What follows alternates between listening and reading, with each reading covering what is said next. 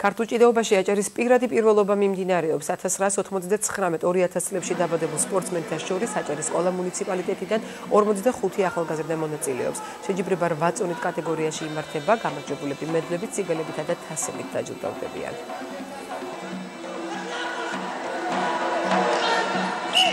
აჭარის ქართული ჭიდაობის ფედერაცია ტრადიციულად ყოველ წელს სპორტული ღონისძიებების კალენდარული გეგმის შესაბამისად ატარებს აჭარის პირველობებს ყველა ასაკობრივ ჯგუფში. დღეს არის რიგით მეორე პირადი პირველობა. 45 სპორტსმენი იღებს მონაწილეობას დღევანდელ შეჯიბრებაში.